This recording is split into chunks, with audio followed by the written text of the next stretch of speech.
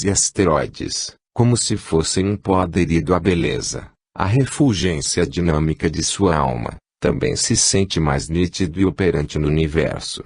A sua consciência constelar liberta-se da opressão das leis vibratórias e implacáveis, a que se submetera, na obrigatória descida angélica, e o seu espírito readquire a plenitude do seu dinamismo peculiar, podendo mover-se livremente nas faixas vibratórias exuberantes da mente divina. Para o vosso precário entendimento humano, dir-vos-emos que o arcanjo recupera a sua ventura sideral, assim como o espírito excelso se liberta das angústias do mundo material. Os arcanjos prosseguem ascensionando para condições cada vez mais altas, compondo novos sistemas mais evolvidos e operando na massa espiritual.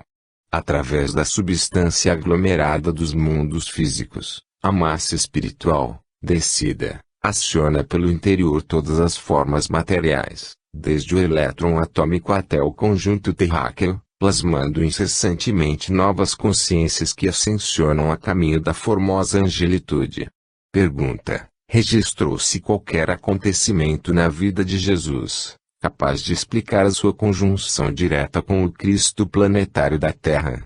Ramatiz: as tradições religiosas podem comprovar-vos que a missão de Jesus teve seu clímax durante os últimos 3 anos de sua vida, após ter ele completado 30 anos de idade. O acontecimento que quereis conhecer está evidenciado pelo seguinte significativo simbolismo bíblico. João Batista interpela Jesus e afirma que ele é o Messias.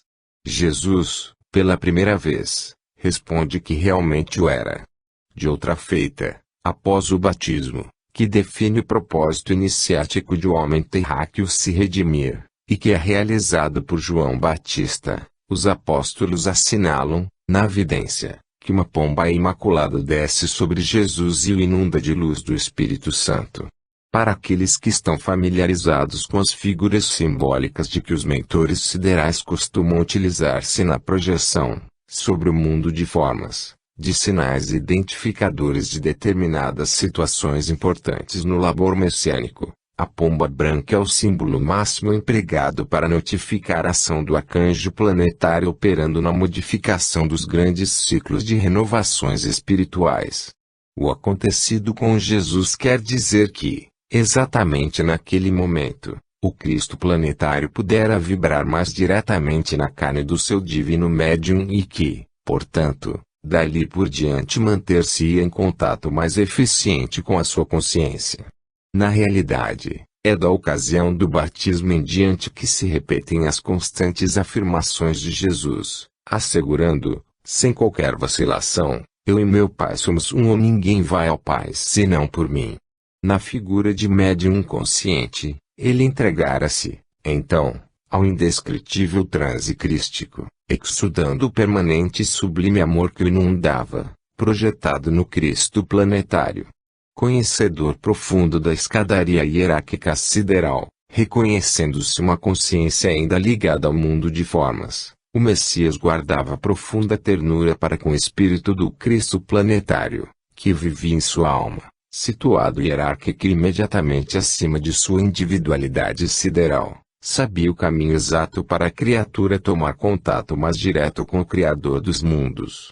Como excelso espírito missionário descido à carne, Jesus era o prolongamento vivo do Cristo planetário da Terra, o degrau sideral para a jornada humana em busca da eterna aventura espiritual.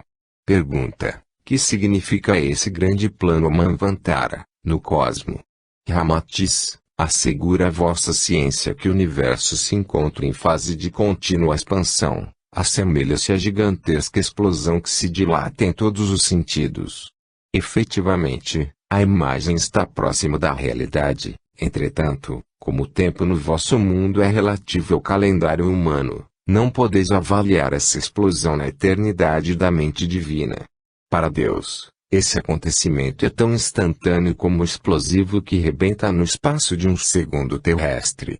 Mas essa expansão não se verifica apenas na estrutura da matéria cósmica que anotais através de vossos instrumentos científicos, pois o envoltório físico é o vestuário exterior e provisório dos augustos Espíritos do Senhor, cujas auras conscienciais também se expandem em todos os sentidos, no indescritível processo de criar e evoluir. Cada um dos grandes planos ou manvantaras, correspondente ao total de 4.320.000.000 de anos do vosso calendário, no tempo que gasta para se concretizar completamente, significa para Deus a sensação de uma explosão comum que efetuais com fogos de artifícios. O cosmo, eliminada a ideia de tempo e espaço, é apenas uma eterna noite feérica e infinita festa de beleza policrômica, decorrendo sob a visão dos espíritos reveladores da vontade e da mente criadora dos mundos. A consciência espiritual do homem, à medida que cresce esfericamente, funde os limites do tempo e do espaço, para atuar em outras dimensões indescritíveis, abrange, então, cada vez mais, a magnificência real do universo em si mesma, e se transforma em mago que cria outras consciências menores em sua própria consciência sideral. Pergunta: quais as características principais de um grande plano, ou manvantara? Ramatiz: visto que a criação, que é o produto do pensamento de Deus, nunca teve começo, assim como não terá fim, nem se subordinará nunca ao tempo e ao espaço, os mentores siderais procuram expressar o seu processo criador tanto quanto seja possível ao entendimento humano, motivo por que a situam, idiomaticamente, em duas fases distintas e compatíveis com a compreensão humana. É óbvio que Deus não traçou divisões em si mesmo, porquanto a sua manifestação é eterna, contínua e ilimitada. Mas a filosofia oriental procurou distinguir, no onipotente, a fase da sua descida à forma exterior matéria e, depois, o retorno ou a dissolução da substância, como a libertação do espírito cósmico da forma. Em consequência, a inspiração é a descida angélica para fora, ou exterior, e que no Oriente se denomina o dia de Brahma, isto é, quando Deus cria. A segunda fase é a aspiração, ou seja, a noite de Brahma, quando então Deus dissolve o cosmo exterior. O grande plano, denominação mais apropriada para a mente dos ocidentais, ou manvantara, da escolástica oriental, abrange, então, essas duas fases de inspirar e aspirar, ou seja, a noite de Brahma e o dia de Brahma. Perfaz cada fase o tempo de 2.160.000.000 de anos terrestres, somando ambas o total de 4.320.000.000 de anos, tempo em que Brahma, o Deus, completa uma respiração, ou seja, um grande plano ou manvantara. Há que notar a precisão desses manvantaras ou grandes planos, já enunciados no tempo de Antúlio, na Atlântida, o qual, devido a esse conhecimento, pôde prever a precessão dos equinócios, que mais tarde os egípcios confirmaram, assinalando-a na edificação das pirâmides e ocultas sob as suas medidas sibilinas. Cada signo zodiacal dura exatamente 2.160 anos, e um grande ano astrológico compreende a passagem completa do Sol pelos 12 signos, perfazendo, então, 25.920 anos. Os antigos atlantes não se referiam ao grande plano nem ao manvantara, mas ao supremo giro de Ram, ou seja, o supremo giro do Sol, que devia compor-se exatamente de 2 milhões de signos zodiacais. Sendo cada signo de 2.160 anos, conforme a tradição astrológica, 2 milhões de signos somam 4.320.000.000 de anos terrestres, ou seja, um grande plano ou manvantara.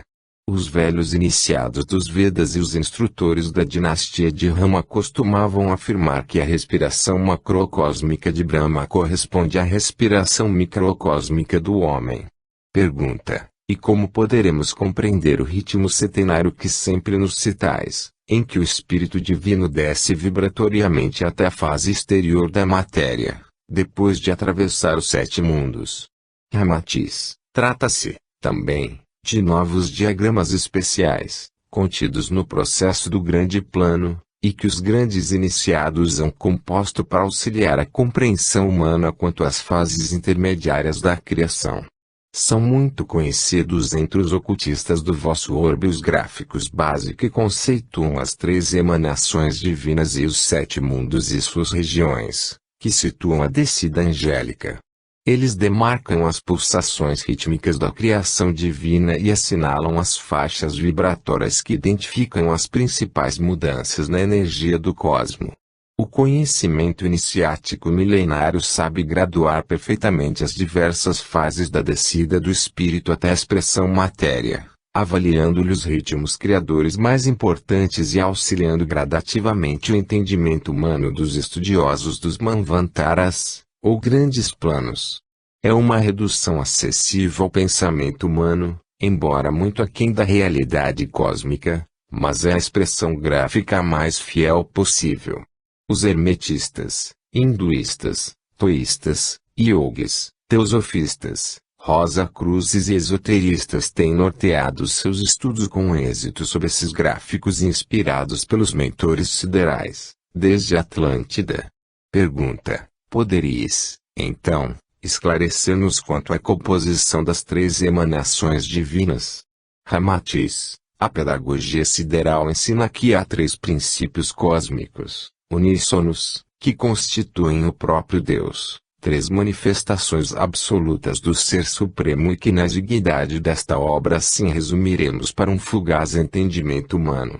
São eles: o princípio incriado gerante, a unidade cósmica ou o Espírito Eterno, Deus, o pensamento original cósmico, o princípio criado criante, o Cristo cósmico, o amor, que estabelece o equilíbrio entre os opostos, o divino cimento que une o pensamento cósmico à forma ou substância, o elo entre o negativo e o positivo, entre a luz e a sombra, Espírito eterno que harmoniza a unidade cósmica, e a coesão entre os astros, a afinidade entre as substâncias e o amor entre os seres, o princípio criado, que é o agente, a ação que plasma o pensamento de Deus Pai, no desejo do seu Filho, o Cristo.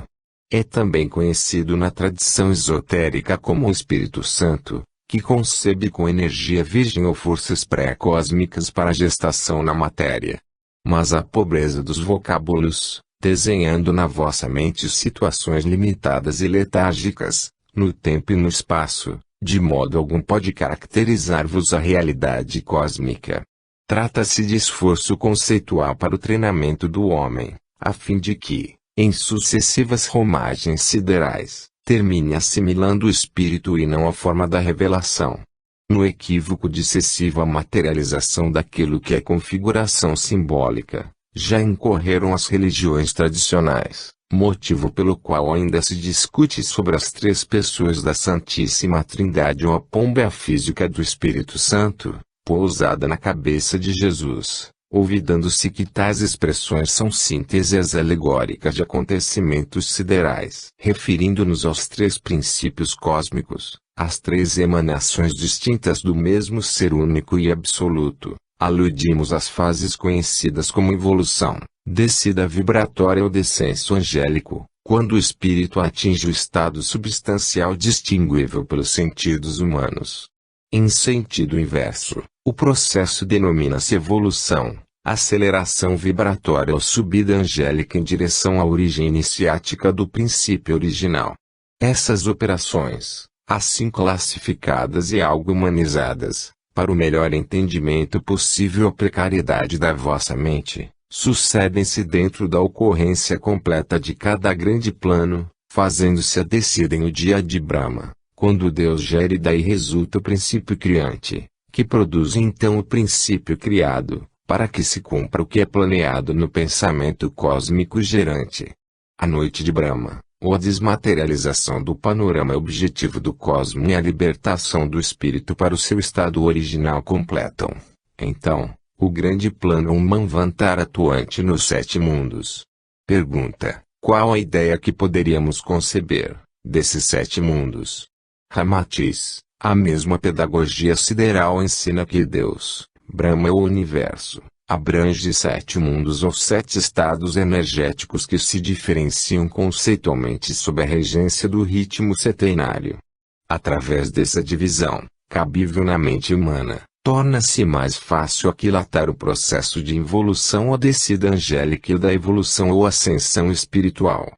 Procurando situar-nos dentro dos gráficos mais conhecidos e que consideramos de maior clareza para esse entendimento, principalmente os que são manuseados entre os esoteristas, Rosa-cruzes, teosofistas e hermetistas, expomos, resumidamente, a disposição dos 7 mundos que servem de degraus diferenciais no abaixamento vibratório do espírito virgem, e que a tradição bíblica também simboliza no trajeto ascensional através da escada de Jacó. Primeiro, mundo de Deus, a matriz base, o pensamento original e total. Segundo, mundo dos espíritos virginais, composto de 7 regiões, de onde se originam os espíritos diferenciados em Deus, para iniciarem a sua trajetória através da substância material, origem iniciática dos veículos do homem. Terceiro, mundo do espírito divino, em cujas regiões se originam as mais elevadas influências espirituais no homem. Quarto, mundo do espírito de vida, é a origem do segundo aspecto tríplice do espírito do homem. Quinto, mundo do pensamento, dividido na região do pensamento abstrato que contém as ideias germinais da forma, vida e emoção dos reinos mineral, vegetal, animal e humano, na região do pensamento concreto, zona mental, origem das forças arquetípicas e a mente humana, na figura de um foco que reflete o espírito na matéria, além dos arquétipos do desejo, emoção, vitalidade universal e da forma. Aliás, esse mundo, em sua divisão perfeita do espírito humano e a mente, separa perfeitamente a personalidade provisória do mundo de formas e o ego concretizado no mundo interior do espírito. Sexto, mundo dos desejos, responsável pelo corpo dos desejos, na seguinte disposição: 3 regiões que compreendem o poder, a luz e a vida anímica, compondo a atração. A 4ª região, que é o sentimento, as 3 últimas abrangendo os desejos, impressionabilidade e paixões. Sétimo, mundo físico, de suma importância para o atual conhecimento do homem comum, assim dividido: região interior, etérica, forma do corpo vital, e região exterior, química, que compõe o corpo denso ou propriamente físico. Destacamos especialmente a região etérica, cujos veículos funcionam em bastante eletividade com as energias do 6º mundo, que é o formativo do corpo dos desejos, compondo-se, então, o corpo etereoastral, responsável pelos fenômenos imediatos no plano físico. Enquanto o corpo físico é composto dos sólidos, líquidos e gases da região química, toda a sua estrutura invisível, interior, realmente energética e plasmadora da forma, que presiste e sobrevive à dissolução da carne, reside nessa região etérica.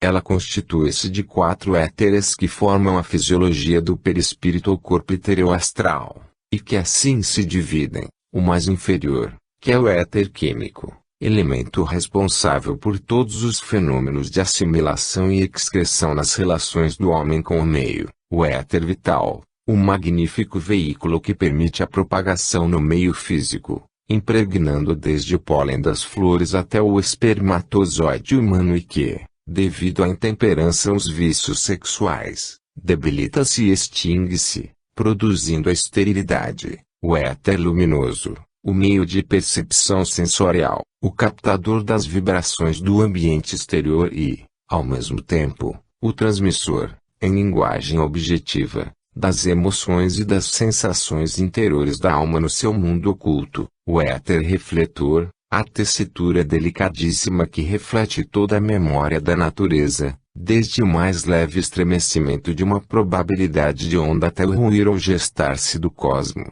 Graças à sua natureza sutilíssima, o ego divino pode evocar, no plano físico, todos os sucessos de suas personalidades humanas em reencarnações anteriores, constituindo-se, então, a consciência reflexiva, por acumulamento no simbolismo do tempo e do espaço. É um dos principais registros que delineiam a lei de causa e efeito, do karma, porque fica ali refletida toda a vibração que exorbite do nível normal de evolução. Quando o espírito está prestes a abandonar o corpo, na hora agônica, o éter refletor projeta no cérebro do agonizante todo o seu passado, como se um filme cinematográfico fosse projetado. Em sentido inverso, a psicometria também é possível, porque a leitura psicométrica é feita diretamente nas imagens dos registros desse éter. Entretanto, como bem se define, o éter refletor é apenas o reflexo da memória real da natureza, a qual se encontra em planos mais altos.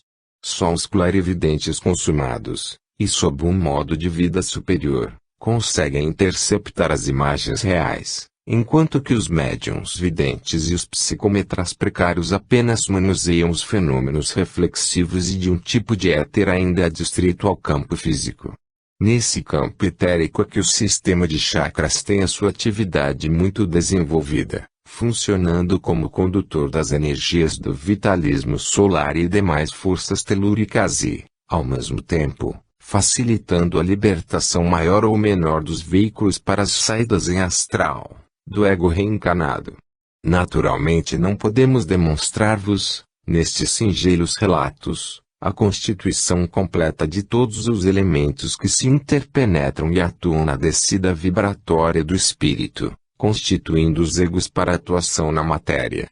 O vosso mundo já possui literatura bastante, no gênero, suficiente para desenvolver-vos a capacidade e a base essencial para que vos torneis cada vez mais conscientes da vossa própria realidade espiritual.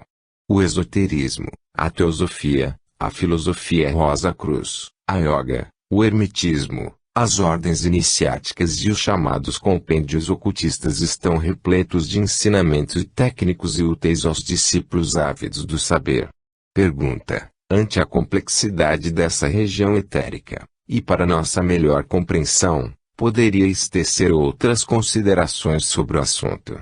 Ramatiz: o éter cósmico podemos conceituar como o próprio corpo vital ou duplo etérico de Deus, cujos sistemas de galáxias, em efusão, seriam, na fisiologia cósmica, centros de forças à semelhança dos chakras que se distribuem pelo duplo etérico do homem. Em consequência, tudo o que palpita em Deus está envolto por esse éter cósmico, mas na proporção e qualidade exatas para cada coisa, corpo ou ser vivo. É assim que uma galáxia, que é formada de incontável número de sistemas de sóis, planetas ou mundículos, é também um corpo etérico resultante da soma de todos os corpos ou duplo etéricos de todos os astros que lhe formam o manto estelar. A constelação solar que vos serve de morada, além da sua expressão física, possui também o seu duplo etérico, que significa a matriz oculta de todo o sistema. A Terra, como um planeta que gira dentro desse sistema, também possui, por sua vez, o seu próprio corpo etérico, mais individualizado à sua forma, as suas necessidades e responsabilidades no cosmo. O éter do corpo físico da Terra infiltra-se e interpenetra todas as coisas que nela existem, sejam as montanhas, os mares, rios, minerais, florestas, vegetais, animais, insetos, vermes, pássaros ou seres humanos.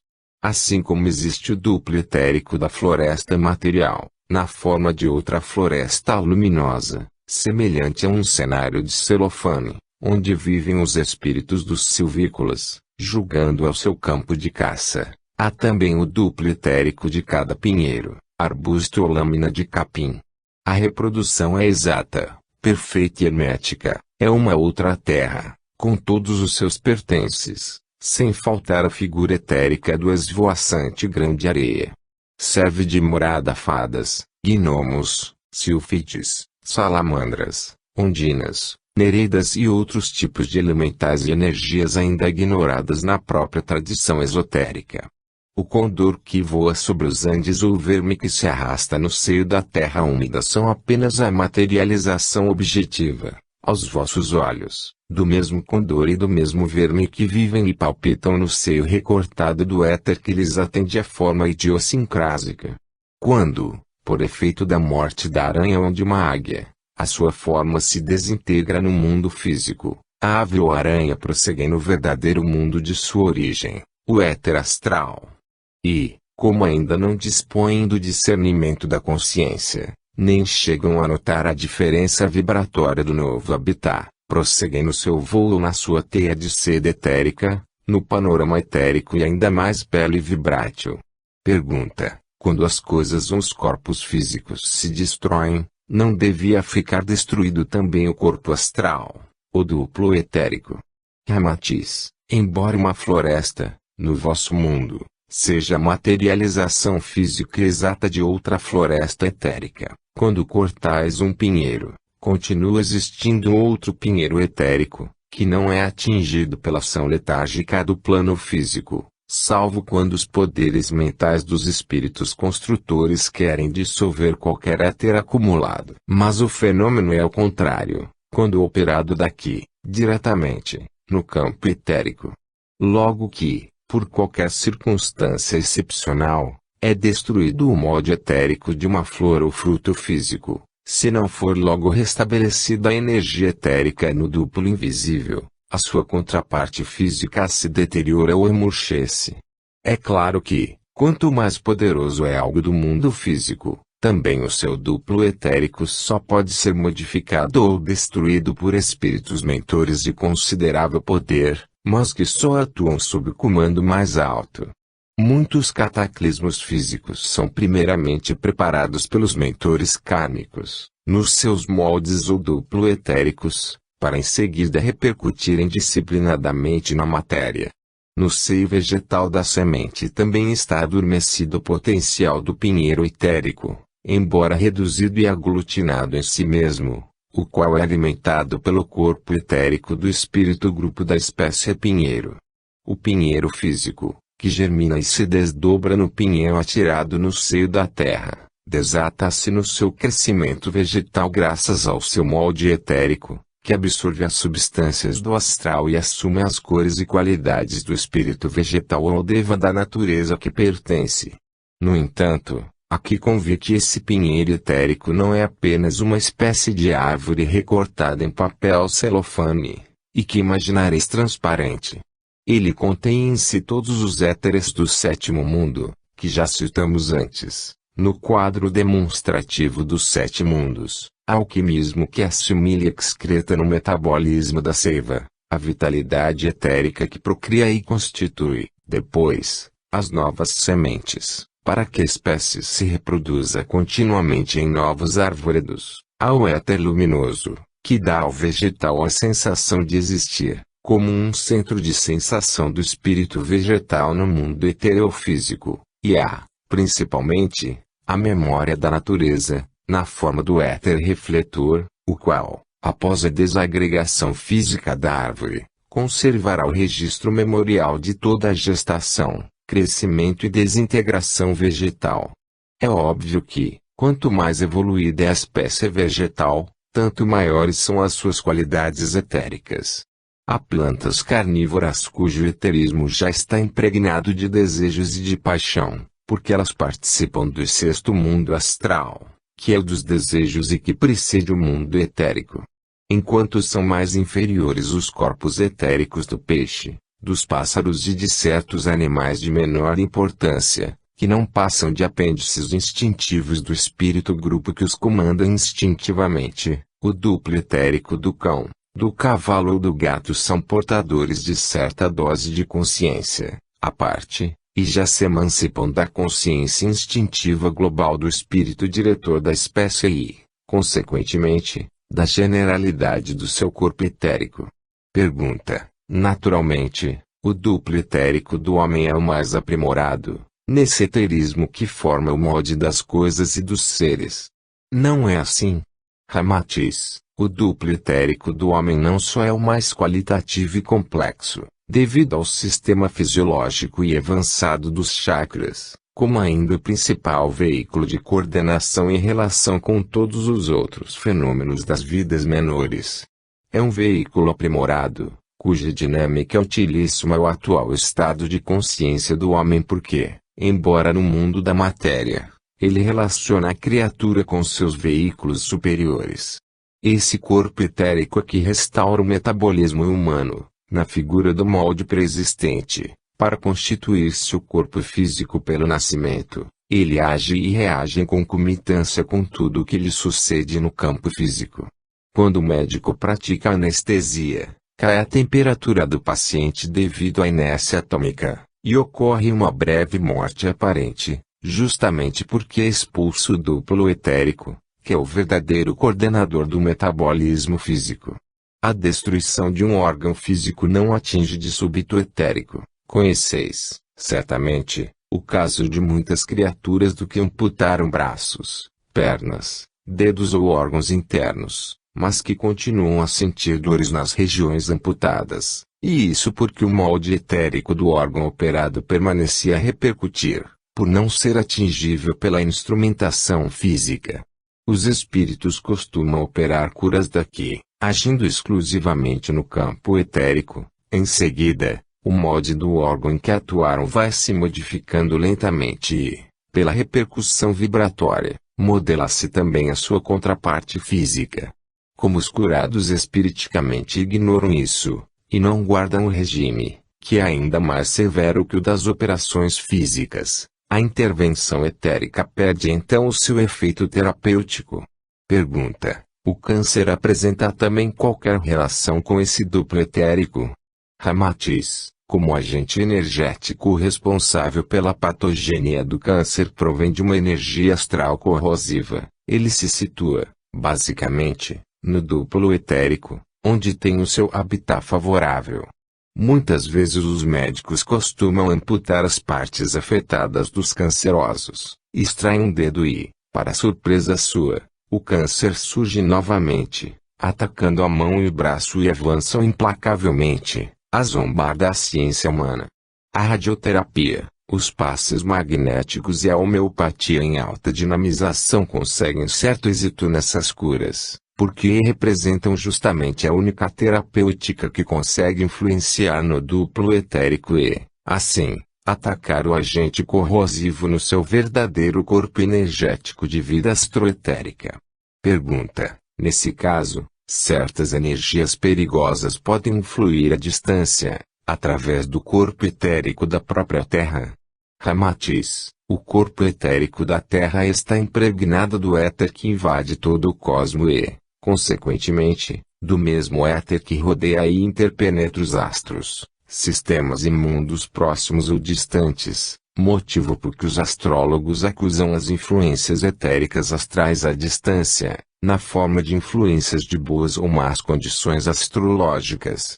As mudanças longínquas, que se processam nos corpos etéricos dos outros orbes, devidas ao oceano de éter cósmico que tudo une e intercambia, repercutem, também, no duplo etérico astral da Terra e no próprio éter do corpo humano, conforme a maior ou menor sintonia ao tipo da influência.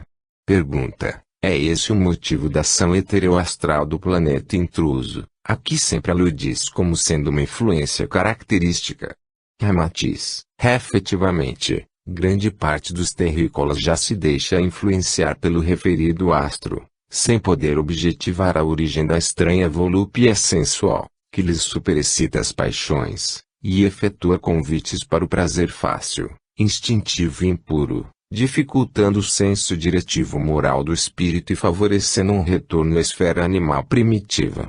Ignoram essas criaturas do que o astro intruso, embora ainda invisível aos sentidos físicos e à instrumentação material, age pelo seu duplo etérico sobre o duplo etérico da Terra e, consequentemente, por meio de repercussão, termina atuando gradativamente nos campos etéricos daqueles que ainda guardam o potencial etérico astral das paixões inferiores e não as expurgaram completamente pelo sofrimento ou, então, com a autoevangelização. Os chakras são centros de forças que controlam a fisiologia do duplo etérico, regulam o intercâmbio entre os vários órgãos físicos e, principalmente, entre as energias astrais do sexto mundo dos desejos, que são as forças das emoções, da impressionabilidade e das paixões. Toda ação etérica inferior, que se lançar de outros astros sobre a Terra, fará vibrar o sistema de chakras humanos e, consequentemente, movimentar também o simbólico e instintivo campo da besta animal, como já está ocorrendo convosco, sob a ação do magnetismo eteroastral do planeta intruso, que é primitivo, animalizado e estimulante das paixões inferiores. As tendências inferiores, os desejos torpes e desregrados, despertam-se na tela astral do terrícola e surgem, então, as evocações da velha instintividade própria dos primatas das cavernas. Eis um dos motivos por que a órbita de 6.666 anos, do planeta intruso, revela o simbólico número da besta do Apocalipse, que é o detonador psíquico da eclosão do instinto bestial humano. É, na realidade, o agente iniciático do reino do Anticristo, cuja ação principal realmente se inicia pelo interior da Terra. Pergunta: escapa ao nosso entendimento humano a natureza dos planos previstos e concretizados pelos engenheiros siderais há trilhões ou quatrilhões de anos e sob rigorosa disciplina evolutiva, como sempre nos tendes informado? Poderíeis dar-nos uma ideia mais objetiva do assunto? Ramatiz, como a consciência dos engenheiros siderais ou arcanjos, suplanta o virtual fenômeno de espaço ou tempo, porque já abrange um orbe ou sistema de mundos. Um milênio do calendário humano não lhe significa sequer um minuto terrestre. Milhares de micróbios que vivem na ponta de um alfinete têm o direito de descrer que o homem vive 80 ou 100 anos, pois esses micróbios vivem no espaço de minutos, ou mesmo de uma hora. As sensações progressivas de infância, mocidade e velhice. Entretanto, o vosso período de 80 anos de vida é longa fugaz minuto na concepção mental do engenheiro sideral. Qual seria a sensação do micróbio, já vos perguntamos certa vez, que vive entre outros milhões, no seio da molécula do vosso fígado, se ele tentasse descrever toda a configuração do vosso corpo físico?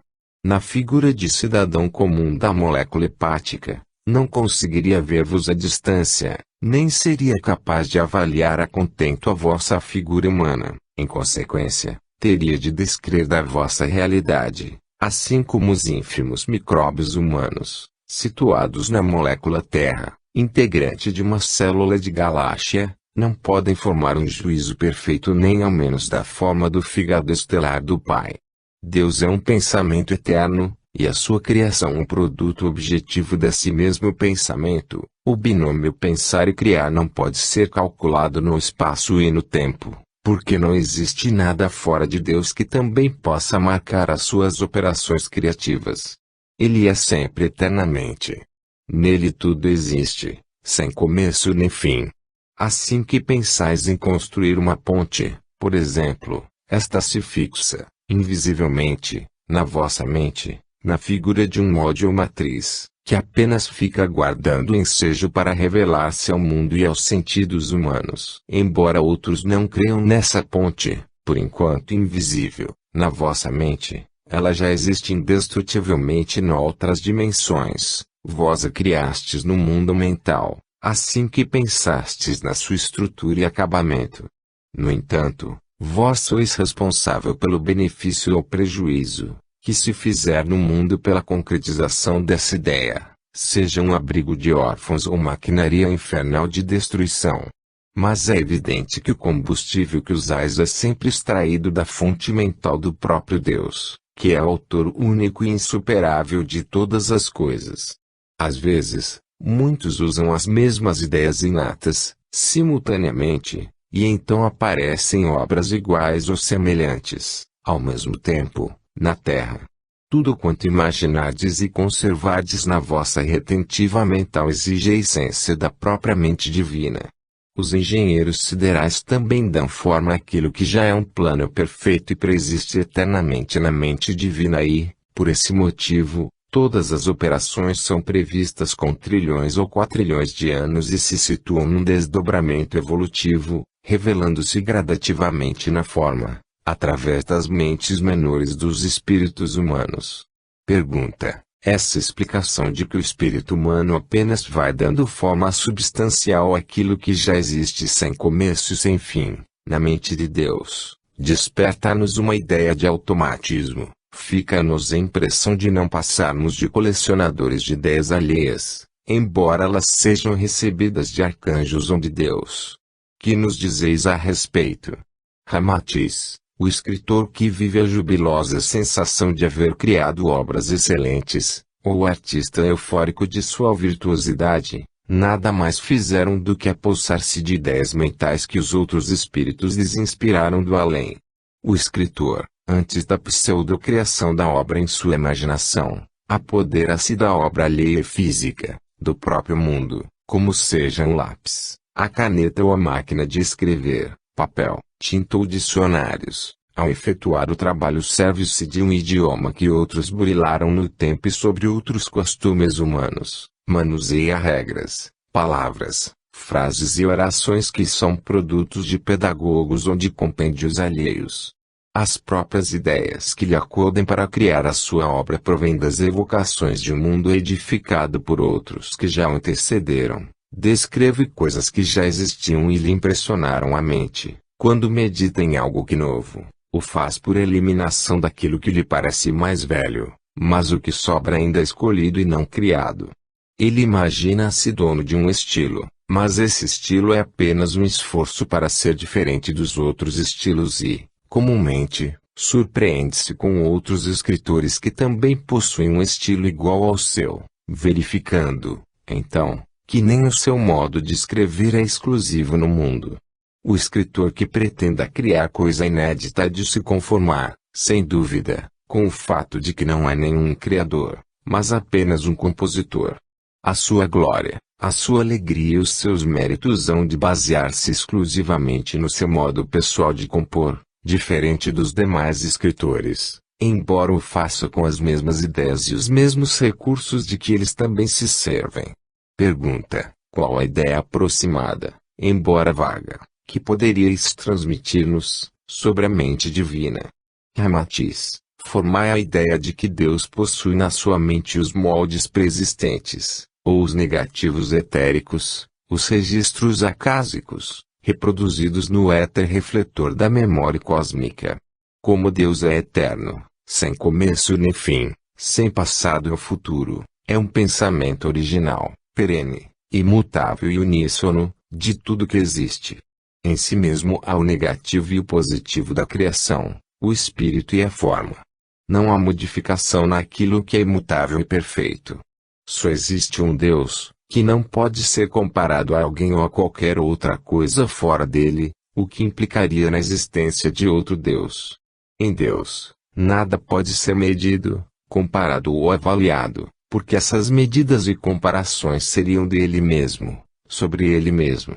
Ninguém pode descrever Deus, porque é impossível a parte descrever o todo, que ultrapassa a si mesma. A visão panorâmica do Criador só ele mesmo a possui e não o homem, que é simples detalhe analítico e um produto da criação.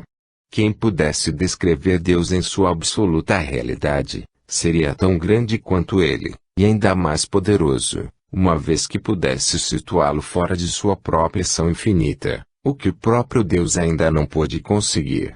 Considerando que o espírito humano, ver o diagrama da página 456, seja um círculo que cresce tanto quanto o homem evolui em consciência, Deus representa os raios que partem do centro desse círculo para o infinito, em todas as direções. Embora o círculo cresça indefinidamente na eternidade, nunca poderá alcançar os raios que lhe ultrapassam continuamente o limite circular. Humanizando a ideia de como os arcanjos ou engenheiros siderais criam os mundos, sob a orientação da mente divina, poderíeis supor que ela é o grande negativo cósmico, eterno, que possui originalmente desde a matriz de um elétron até os moldes de todas as galáxias existentes ou já dissolvidas em pó, no cosmo. A criação dos mundos e das coisas seria apenas o positivo revelado desse grande negativo, assim como o negativo fotográfico pode revelar 1000 positivos com as mesmas imagens, que estão sempre imutáveis na chapa fotográfica original. Em consequência, qualquer alteração no positivo tem que ser primeiramente efetuada no negativo. Supondo, então, que a mente divina é esse grande negativo cósmico, eterno e imutável, que contém em si tudo o que foi ou será. Os grandes planos, ou manvantaras, significam as fases de revelações do grande negativo interior, que então se revela para o grande positivo exterior, que é a matéria. Os engenheiros siderais, ou arcanjos planetários, devem ser considerados os intermediários, o elemento químico sideral que revela e materializa o mundo exterior sob a vontade de Deus e com as imagens preexistentes no grande negativo da mente divina, assim como o fotógrafo terráqueo revela as suas cópias positivas dos filmes ou chapas negativas. A soma global de tudo é a realidade do próprio Criador, embora atuando sob o aspecto trifásico, que temos concepcionado nos gráficos da descida angélica, para um melhor entendimento humano.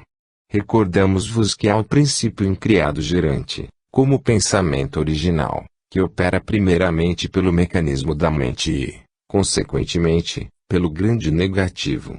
Em seguida, há o princípio criado criante, como o conjunto crístico dos arcanjos edificadores, que produzem a revelação, a coesão ou o amor operante, atuando por último no princípio criado, que é a ação fixando-se na figura dos mundos e das formas, tornando-se então o agente que plasma o pensamento original incriado.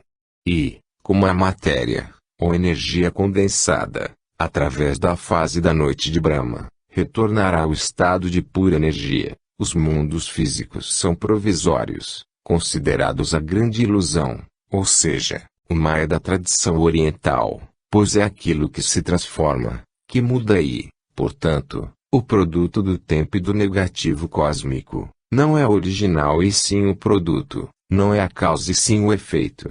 Pergunta: como situar, nessa ideia do grande negativo cósmico, que é eterno, a figura do espírito do homem, que tem sempre uma origem no tempo?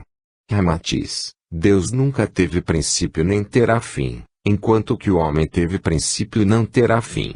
O espírito do homem é imortal, porque foi gerado no espírito imortal do Pai. Só pelo desaparecimento deste poderia também desaparecer o espírito do homem, porque Deus, na realidade, pode ser considerado o pano de fundo da consciência humana. A consciência do homem forja-se sempre num grande plano, através da descida da massa espírito até a fase da matéria, quando, então, a consciência total emite prolongamentos nas várias consciências menores, sem fragmentar-se na sua realidade eterna e infinita. Na profundidade espiritual de qualquer consciência humana persiste sempre a unidade, o fundo imortal, que é o Espírito Divino único, assim como atrás dos raios individualizados do Sol persiste a unidade do núcleo gerador da luz. É por isso que a separatividade é uma grande ilusão e ocorre apenas na periferia humana. Se todas as consciências dos homens retornassem à sua origem, verificariam, com espanto, que constituem, em profundidade, uma só consciência, na mais soberba fusão de luz imortal, revelando o augusto mistério daquela frase pronunciada por Jesus: Eu sou. E todos comprovariam, então, que um único sonho e um mesmo ideal acalenta todas as ansiedades expressas sob diversos modos e formas. É ainda Jesus, novamente, quem nos adverte dessa verdade, lembrando que as múltiplas consciências humanas são apenas prolongamentos da consciência cósmica do Pai, quando nos afirma: Eu e meu Pai somos um. A consciência do homem é imortal e indestrutível, no seio de Deus, porque só o próprio Deus que a criou é que a poderia destruir, mas isso não seria possível ante a impossibilidade de o onipotente destruir em si mesmo aquilo que não pode eliminar para outro local fora de si mesmo. Pergunta: podemos pressupor que esse grande negativo é o espírito do Criador? Ramatiz: mais uma vez recomendamos que não tomeis ao pé da letra as nossas conjecturas, porquanto estamos apenas tentando dar-vos uma ideia do processo dinâmico da criação, servindo-nos de imagens ao modo terrícola, a fim de atender aos hiatos da vossa inteligência. Deus não é o negativo, nem mesmo a mente divina, mas pensou com a mente tudo o que está no grande negativo. Deus, em todo o seu conjunto cósmico, abrange esse simbólico grande negativo, como registro do seu eterno pensar, algo existente e imutável, porque ele não muda nem progride, não estaciona nem retrograda. Ele sempre é. Qualquer modificação em Deus, mesmo para melhor do que a perfeição, seria sempre um movimento em si mesmo, para mais além de si mesmo, o que destruiria a ideia da imutabilidade. Em verdade, só Deus é capaz de criar, porquanto o pensamento mais alto e a ideia mais original do universo. Ainda Deus sempre a pensou antes que o espírito humano, que é apenas o produto da criação. A perene ascensão espiritual amplia cada vez mais a consciência do homem, ensinando-o a movimentar-se e a compreender as belezas superiores, a fim de concretizar os seus ideais sonhados, mas assim o faz manuseando as peças originais e intrinsecamente criadas por Deus. Pergunta: queixam-se alguns confrades de que essa ideia de engenheiros siderais confunde demais o divino com o humano. Podeis dizer-nos alguma coisa a respeito? Ramatiz: as palavras criadas pelos homens não revelam toda a verdade criada por Deus.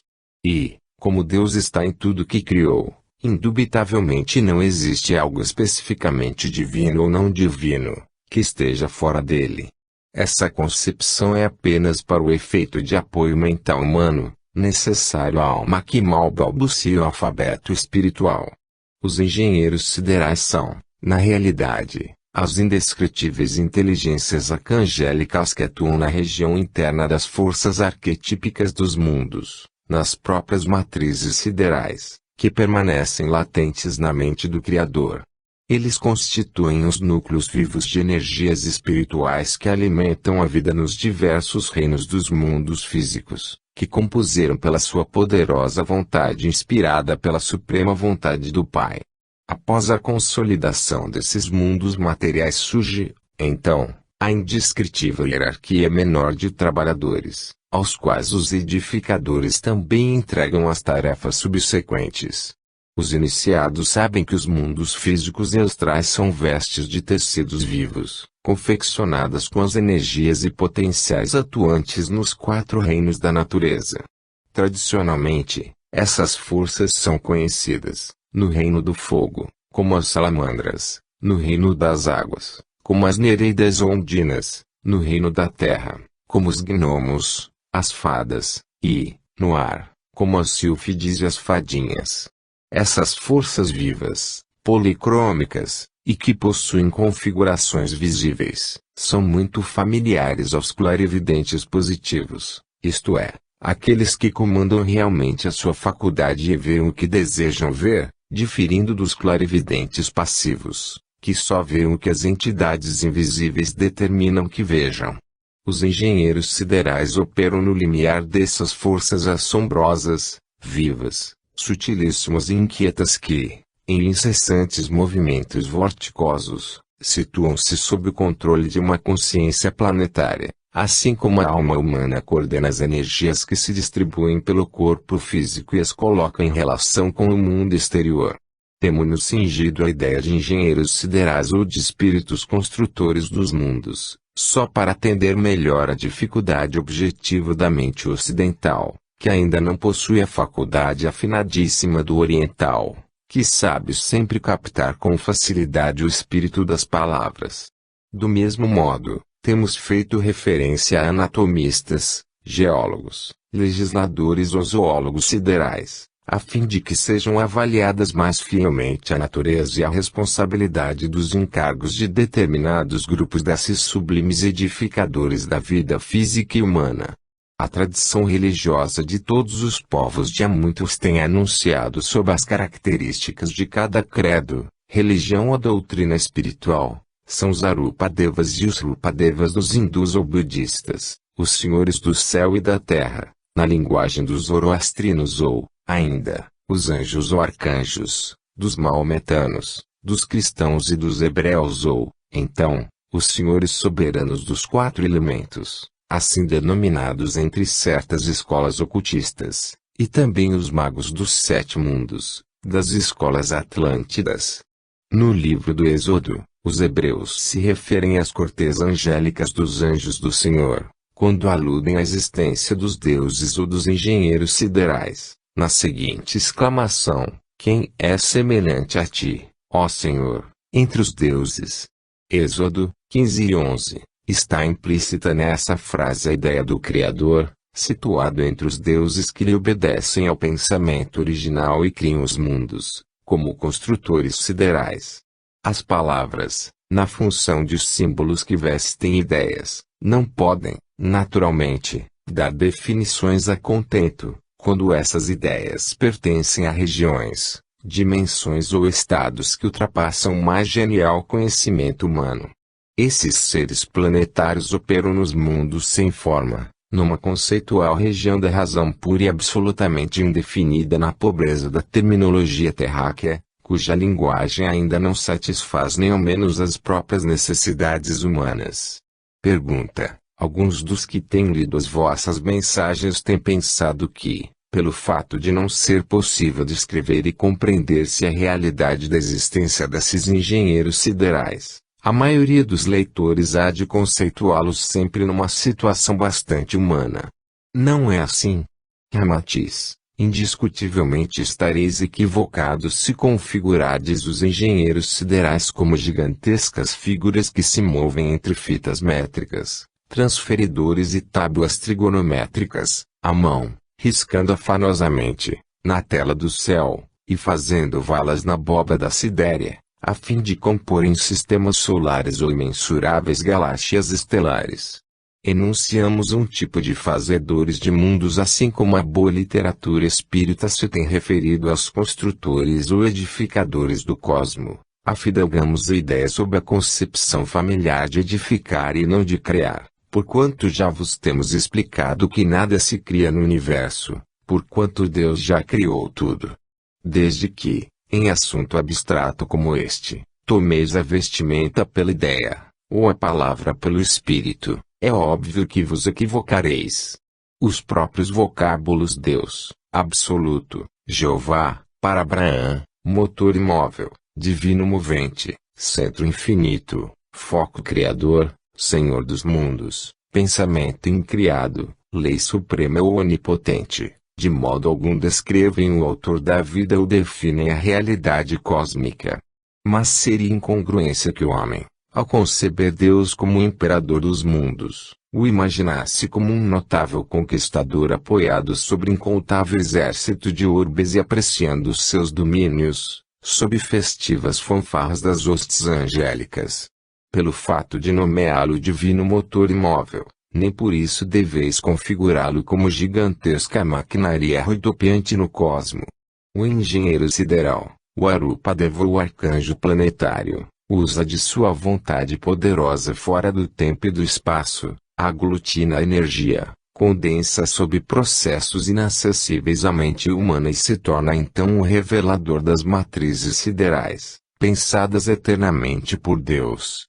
Opera de dentro para fora. Assim como o faquir, pela sua vontade disciplinada, faz a semente de abóbora germinar em alguns minutos. O pensamento criador do Onipotente situa-se na mente de seus prepostos arcangélicos, no plano mental abstrato, e, em seguida, baixa ao plano mental concreto, deste desce para o campo vibratório da região astral, até pulsar na região estereoquímica, onde se confeccionam os moldes de todas as expressões da vida física sob essa inspiração mais alta. Dessa última zona que surgem no mundo físico todas as ações e a vida, que se interpenetram das energias dos planos antecedentes, do qual os cientistas comuns ainda ignoram a verdadeira origem. No estado atual da mente humana, é ainda dificílimo descrever a descida do espírito angélico virginal até formar as suas escotilhas vivas no mundo material, através das quais compõe novos centros de consciências humanas, que despertam da longa hipnose para o conhecimento sidéreo e a aventura de existir. Os vocábulos de que algumas instituições espiritualistas ou escritores geniais se utilizam para definir esse processo, embora insinuem a ideia básica da criação, sempre deixam a desejar quanto à sua significação, quer sejam os motos vorticosos, as emanações setenárias, os pralayas ou os chakras cósmicos, são definições geniais, que distam muito, porém, da realidade eterna e indefinida do algo que nos criou, porque a sua mente humana se move em dimensões e planos completamente opostos àqueles em que atuam os arcanjos edificadores, ou engenheiros siderais. Pergunta: porventura, a nossa